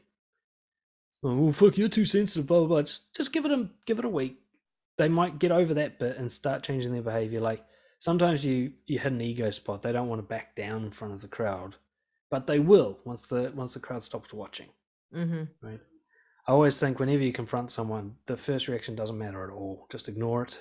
It gives you some key indicators, but doesn't really tell you anything. If it's a really nice reaction, it could be a lie. If it's a really bad reaction, they might calm down and change their behavior later. You just don't know unless you know the person well over time with patterns. But you just go, okay, give it like 3 days. You have in your head, like, how long do I need before I'll know? And don't be scared and go, I'll just give it 6 years. No.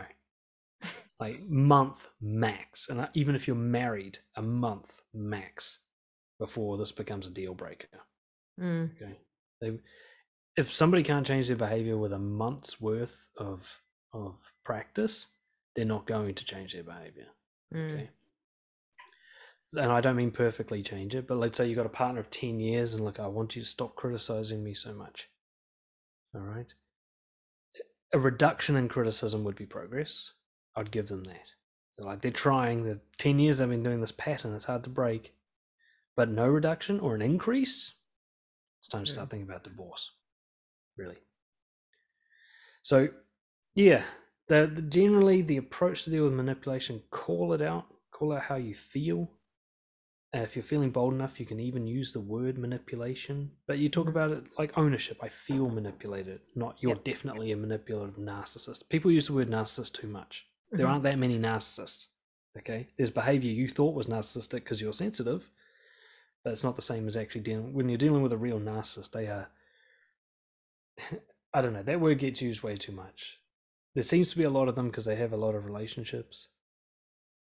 But true narcissist is like an alien. It's quite a technical term, isn't it? It's not something that a lot of people... narcissistic personality disorder.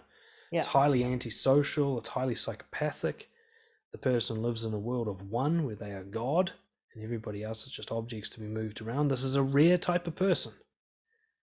There are also people who are just a bit of a dick sometimes. That's not the same. There are people who are a bit selfish, or people who are insecure to the point where they do impulsive, painful. That's not the same. A narcissist cannot change, right? Just like I cannot just think myself into being a black guy. Like there's certain things about me that are unchangeable. A narcissist has a psychological profile that is unmovable. You put them into therapy, they get worse, not better. Okay, so I mean, if they're willing to change, they can do some stuff where they manage their behavior, but it's essentially just trying to pretend to be a good person and live that way. It's not their true nature. It's just doing what's in their best interest long term, which is good. It works, but you're not going to change a narcissist. If you're with one, you run away. That's the only approach. If you're with a psychopathic person, you run as far as you can, and you put up as many barriers between you and them as you can. You do not try to change them. You will lose. But if you're with someone who just has some bad patterns, habits, conditioning from childhood or whatever, there's room for growth. One thing a narcissist and a psychopath cannot do is change. They cannot change in a significant way in a short period of time. So if somebody is doing that, maybe they're not a narcissist, maybe they're just traumatized. Okay, and that's one of the easiest ways to heal a relationship that's been hurt by manipulation, but at the core the people are good and they're right for each other, is understand you're seeing someone lashing out from their wound. This isn't a person trying to hurt you. This is an animal caged in the dark, feeling like it's being poked with a stick, and it's barking and biting. It's got nothing to do with you. It happened before you arrived. Right? You're just here while it happens. You know, when my wife gets like really anxious and sort of not critical, but she's kind of like, did you do that? Did you do this? It's not like she doesn't trust me. She has anxiety. I didn't do that to her. You know, and when I get all stressed out and try to control everything, it's not me trying to hurt anybody. It's because I spent a lot of my childhood feeling out of control, and that bothers me when it happens. It triggers me. So when you see that in another person, give them that benefit of the doubt first, but also self-respect. It doesn't matter why you're doing this, it has to change. You can have all the reasons in the world, you can be a good person at the heart, but you can't treat me like this. Right? God, I don't have to say that like, yeah, Lucy's family can get on my wick a little bit. She's like, they're good people. I'm like, yeah, but it doesn't matter. What matters is how they treat me. They can be the best people in the world. The treatment's not good enough. I don't hate them, but I do hate that behavior. It's got to stop. You know, and this way, it doesn't matter why they're doing it. Either the behavior changes or it doesn't. That's the only measurable. Later on, like, I find a lot of people get a lot of peace after a particularly traumatic relationship, if they have been with a narcissist, for example, and been like just taken back 6 years, it's going to take them to recover, kind of thing. It can help to do your research. What is narcissistic personality disorder? How do they function? And you learn about things like love bombing, and you start to go, oh, is that what the fuck was happening? And it doesn't hurt to learn all that stuff, right? To get into psychology, to learn about manipulation, to learn about psychological disorders and personality disorders and how these people interact with the world. You know, you're a wiser person, you're going to see it more, you're going to be less affected. That's certainly a huge pillar of becoming confident in the face of motivation. But ultimately, it's still optional extra. You don't need to know all that stuff to go, I'm affected by something and need to work on that. You know, that's really, if you do that, that's all you need to do. It's more than 50% of the work. It will do what you need to do to protect yourself. Well, yeah. And I think it's, like I said very early on in the call, it's an opportunity to, it's like a gift. So with the experience I had with the guy that I mentioned, rather than sitting there blaming him for whatever happened, it actually opened up a lot of self-discovery, and it sent me down a new little path of like, okay, there's something here that I really need to get a grip to, because that shit is not going to happen again. Not over my dead body. Well, can't promise that, but I'm going to do my bestest. My radar is going to be way more switched on than it ever was before because of that experience. So in many ways, I'm very grateful of that, but it opened up a new part. It's actually, there's a little bit of healing I need to do here somewhere. So I'm not vulnerable to people that have that ability to manipulate in the way that he did. Why was I so vulnerable to that when I'm normally so boundary based and so assertive and so able to manage myself in the world? So everything that we're faced with is absolutely, like you said, it's an opportunity for us to self-reflect. But again, something that I've heard you say, and I think it's very, very true and very accurate and brilliant, basically, we can never really be anything to do with anybody in terms of the way that they behave, because everything is only a reflection of the way that they think about it, the way that their brain is wired, the way that they've been almost like conditioned to respond under particular stimulus, which will be different from somebody else's. So all we're seeing is that play out, and we're just the match that's triggered a little box of dynamite inside them, which is another thing you said to me once as well. So all we're seeing is everybody just react to whatever was already inside them before we ever came into their life. So we can never really be responsible for anything the way that some people react on anything. I mean, there's some universal things that if you go around and you kick everybody in the shins, they're probably going to have a fairly standard response to you. But in terms of things like just the way that people are behaving that we disagree with and we take it personally. It's never really personal, but it can still be, even when somebody's trying to actively manipulate consciously, it's still nothing to do with you, because it's still the way that their brain is choosing to behave based on something else that's already inside them. And when you can start getting to that level, I think you can become very detached from it. You can identify it, but you're not as vulnerable to being affected by it. Yeah, and that raises actually a really good point, because a lot of people have been harmed by manipulation. Their response is to close up and become very lonely and isolated. It's like, they have that response, I'm not going to let that happen again. And the way they're not going to let that happen again is to prevent any opportunity. Very true. Very true. Which is, it's a normal traumatic response. It's, attachment theory covers that. The reason we become avoidant is, okay, I'll just keep everyone away. That'll solve it. It kind of does, if you don't mind being lonely forever and disconnected forever. But another way is to go like, how do I be open? How can I be safe in myself around being honest? I thought about like the other day, I was in the quarantine thing for coming over to New Zealand with COVID and all that. And they were giving us very limited time outside during the day. Long story short, I told a little white lie to try and get more time outside. The kind of situation anybody would say it's fair enough, like half an hour outside a day for a family with a baby, it's ridiculous. But I knew it was wrong. I knew I lied. Where was I going with that? I had a point. Shit. I don't want those things where I lost the point. Something about having a curfew when you had to do a little white lie or something. Yeah. What am I trying to get to here? Right, being open. Fuck that example. Okay. The point is not to close off to protect yourself. It's to become someone who can be open without anything coming back through the door. Person who can say something that will be judged, and it's okay to be judged. They can take the risk with people. And the way to become that person is actually through even more openness. Openness and being vulnerable to attack are not the same thing. They look like the same thing because that's when it happened. But you being vulnerable to attack was a separate factor occurring at the same time. Correlation. So people think like, I was really open with everyone and they hurt me. So you being open wasn't the problem. You being hurtable was the problem. Right? You can be open without that. Like I said, we see in the examples of guys like Joe Rogan, Dave Chappelle and stuff. They're very open. They're some of the most honest public profile people on the planet. And yet still untouchable. They know something that you don't. Try to figure out what that thing is. How is it that they can go out without anything coming back in? How is it that when they hear negative feedback, they can respond to it, but without losing who they are, without being hurt by it? Like Joe Rogan's response to people criticizing his podcast and previous stuff was beautiful. He was able to cherry pick out the stuff that actually was helpful feedback without buying into the narrative that he's a bad person. He's like, yeah, you're right. I said some stupid shit. I'll try and work on that. But I'm still a good person.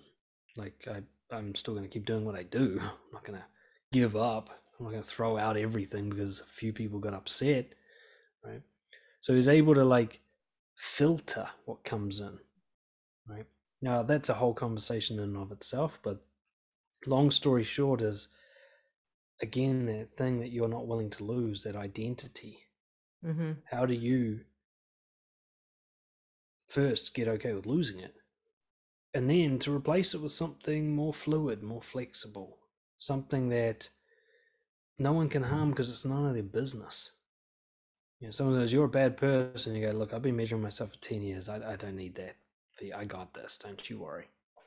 You're stupid. If you say so, whatever you got to do, I've got my own intelligence pretty well measured over here. I got this. Right, to get to that point where you measure yourself rather than asking other people to do it for you through their behavior directly or indirectly. If you're vulnerable to other people choosing how you are, then you'll never be safe from it. You could be around the nicest people in the world and you'll be manipulated unintentionally by them. You'll be manipulated by Facebook. You'll be manipulated by your bank account. You'll be totally open to attack all the time. It's got nothing to do with how open you are with other people, how willing to connect you are. Mm. So I'm not even really sure where I'm going with that. I think it might even be a whole topic on its own, but just the idea, like, if you can get to a point where your validation is your job, you figure out if you're a good person, you figure out what the rules and the principles are, you measure how well you're living by them. When somebody else tries to step in on that area, you just say, I got this. I got this, mom. Take a step back. I'm an adult now. I figured it out. You just stay over there in your space. And it won't be all like bitter and resentful and defensive. It's just a kind of like, no, you're over the line. Back. There you go. If someone keeps stepping over the line, okay, you're actually not a good person. I'm out of here. In general, I'm talking about years and years of work that never actually ends fully. Keep working on it. But there's certainly a point we can get to the stage where you simultaneously hold the belief that I'm open to being manipulated, but I've got this as well. Mm-hmm. It's going to happen. It's going to be brief. I'm going to get on top of it early. I'm going to have the humility to say, you got me, but you only got me once. Now fuck off. Yeah. You can get to that spot, and that spot's maybe as good as it gets. But it's good enough, I think, personally. Awesome. By the way, if you can hear any massive shuffling around, flappy lips, snoring, it's not me, it's my dog who's just woken up, just making all the racket in the background on the off chance you could hear that.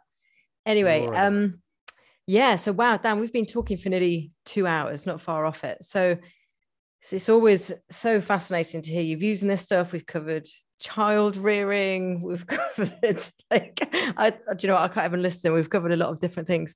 So do you have any final thoughts, and also let people know where they can find you if they want to reach out or want to have any form of coaching with you or any follow your content or whatever? Cool. Well, I mean, last thing first, I just prefer personal contact, so people can just email me, dan@brojo.org, or if you want to check out the work, just go to brojo.org, and there's all the articles and everything, all the stuff there, videos, etc., courses, all sorts of shit. And the community, BROJO communities, all sort of starts there. So that's your starting point. Final thoughts. Look, I just want to speak to the people who have been manipulated and they're feeling really bad about themselves for having let it happen, for falling victim to it. The loss of trust, maybe the resentment they have towards themselves for being a victim. Feeling silly. Look, the words victim of manipulation and human being can be interchanged without losing any meaning. All right? It is impossible. I mean, in a sense that manipulation happens all the time and it's beyond your conscious awareness, through to the fact that no matter how confident and savvy and whatever street smart you are, there's someone out there better than you, and it's only a matter of time before you cross paths and you've got something that they want and you're going to lose that one. Right? And what you'll realize is that if you survived a big hit, you've actually had a valuable life lesson that somebody else hasn't had. The reason I'm so skilled, I'd say, in managing manipulation well is because I spent 7 years working with criminals who beat me at it. All right? And it's because I had relationship after relationship with women who beat me at it. Right? And because I've seen myself do it to other people and regretted my behavior and felt guilty about what I've done. It's the losses that taught me. Right? Reading books and shit, I only read that after the fact. Right? That just helped me understand what had happened. But it already happened, and whatever hit you took, however bad you feel about yourself, that lack of trust you have in yourself now, that's not the correct response to this. The correct response is, okay, what did I learn? All right. Or as you put it, like, how do I make sure that doesn't happen again? How do I change me to reduce the risk of that? Reduce the risk. I like that, because you can't become bulletproof from it, but you can damn well reduce that risk. Yeah, you can certainly shut the door to the maximum possible extent, so only a little bit of that bad light comes through, kind of thing. Like, you can't become immune, but the amount of hit you take can certainly be reduced, and it starts internally, and there's nobody listening to this that does not have the capability to work on that. Right? But you got to focus on you, not them. I was with a narcissist. Yeah, you chose a narcissist. Why'd you do that? Mm-hmm. He abused me. You let him abuse you continuously. Why'd you do that? He had me doubting who I really was. Why do you doubt yourself? Where do you get your information from? How do you get to a point where that's the door to that's not open to someone else, where self-doubt is something you measure and deal with on your own? Stop blaming other people for you being manipulated. Look, manipulators don't choose their victims at random, right? Whether it's the energy, spiritual sense that you know, whether it's micro body language and voice tone, I don't know what the fuck it is. The honest answer is I don't know how they know, but they fucking know. I've asked many criminals, how do you choose your people? And I just look at them, I just know it's them. Yeah. That's the person who's not going to put up a fight. That's the person. No narcissist is looking for a fight they're going to lose. They want a guaranteed win. No bully is looking for a victim who's going to fight back and make them look stupid. They're looking for the victim who's going to bow down and grovel. And they know how to see it. So if you're being targeted repeatedly for manipulation, if you find that this happens to you a lot, it's you. Those people, those sharks, they smell the blood in the water. They come to where the bleeding is. That's it. They don't go, I'm going to randomly bully that person. Mm-hmm. It's the opposite of that. They go, who's the easiest? And they test and prod, and they see how people react. You see the guy banter in the workroom, and somebody gets a bit sensitive, and suddenly they're targeting that person. That's the one. That's where I get my jollies from, to prove that I'm a man and silence the voice in my head that I'm a little pussy, or whatever it is that they're dealing with. You know, you can become kind of invisible, or repellent is maybe a better word, to the bullies and the narcissists and the people who generally seek to harm. Because they can look at you, and whether it's energy or body language, or it's a test of behavior back and forth that kind of gives them information, they go, that's not worth the fight. That one's a fighter. That's going to be hard work. I'm going to get caught. So true. You and I have talked about this before, but when somebody throws in like a comment that is probably just pushing the boundary a bit, like on the cusp of being rude, but they'll disguise it as, oh, I'm just having a bit of fun, bit of banter. And when people don't stand up for themselves, if it cuts a bit, and they just join in with the laughter and think, well, if I just laugh, I'll blend in with this roar of laughter that everybody's laughing at the same thing. They won't notice I'm affected. You've just told that person, I'm not going to stand up for myself. You've basically just put your hand up and said, pick on me, because now you know that I don't have firm boundaries. You've just ID'd yourself as the person that won't actually say, hey, that's not okay, mate. You're not going to go there with me. So actually, by trying to blend in and be the people pleaser and try and manipulate back almost, you've just ID'd yourself as the easy target, because you've just said, I don't hold boundaries. Now, this is actually one of the most important points. The first battle is the most significant one. I'll finish with a little story that I got taught in Department of Corrections called Downing the Duck. Now, the duck is a name for a target in a prison. Like, who's the guard that you're going to target for corruption? And so they choose their ducks. They work on these ducks for like a year more. They're very patient. They've got a life sentence to serve. There's no rush. And it was a story from a prisoner. He actually sent this to the parole board after he escaped from prison.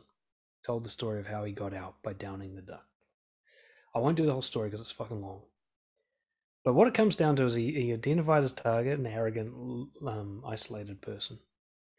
He went through a few various things to kind of get in close with the guy. But there came this critical moment where in front of the guard, he went just a little bit into another prisoner's cell to talk to him. He's not allowed to do that. But what he wanted to establish is, how is he going to react to that very tiny breach?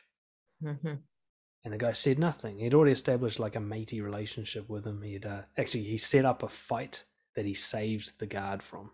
The whole fight was orchestrated. He set up a situation like, I got your back, don't you worry, you're one of our boys now, you know. certain guys that we respect the most, and you're one of them, and we're going to make sure nothing happens to you. It's this whole game that they do.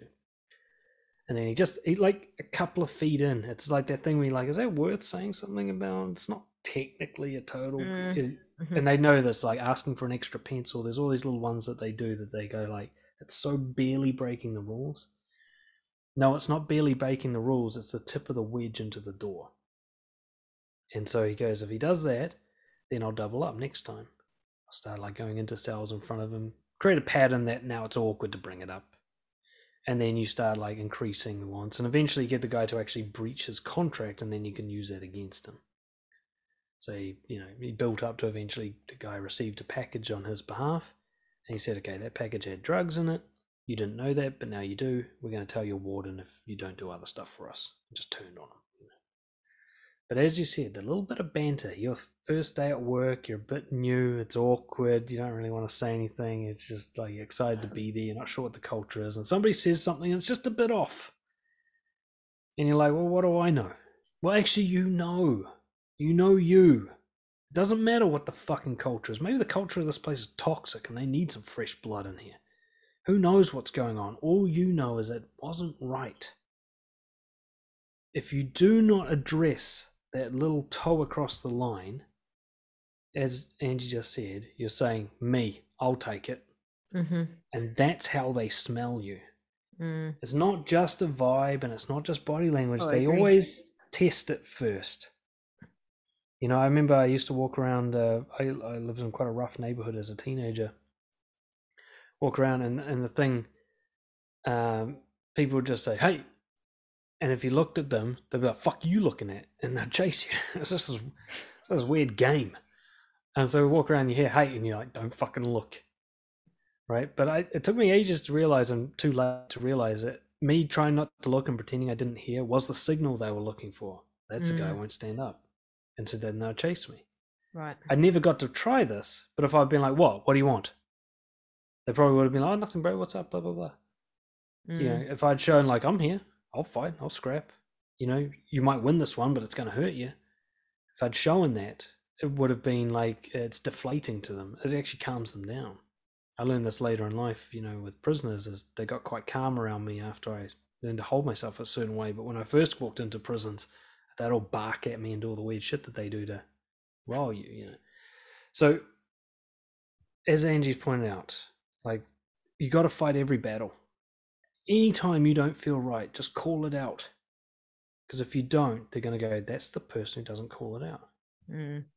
This is how pedophiles function. They go, who's the kid who's not going to tell on me? And they test for that.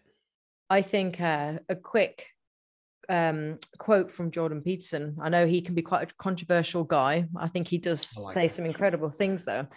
But he said something once, I was like, he's bang on there. He said, when you're with somebody and they're manipulating you, the best way they'll do it is they'll take 2 millimeters at a time of your space. And you don't know it. And you don't notice it because it's so small. And you think, oh, I can't mention this. I look like a right idiot if I call it out, whatever. It's 2 millimeters. And then they'll take another 2 millimeters. And then they'll take another 2 millimeters. And it'll be so subtle, you won't barely even notice it. And then about a year later, you look back and go, I'm a frigging mile away from where I started. How did I get here? And that's how it's done, so subtly and so discreetly, to the point where you're like, oh my God, how am I here? And he put it beautifully in that little statement. And again, I'm a little bit wary of mentioning because some people hate him. I'm still on the fence with him, but some of the stuff he says is cracking. But that particular point that he made was absolutely bang on the money as far as I'm concerned. Absolutely. And if nothing else, he's an expert in pathological behavior. And, a year is how long it took that pedophile to con me so that he could reoffend. He took a year to do it, 1 10-minute meeting at a time. He just moved the needle a little bit. Sometimes he didn't move it at all, just to create a sense of space, to create a sense of nothing's happening. I've never been played like that. It was invisible, except it wasn't, because there was a couple of times where it didn't feel right and I didn't act. Amazing.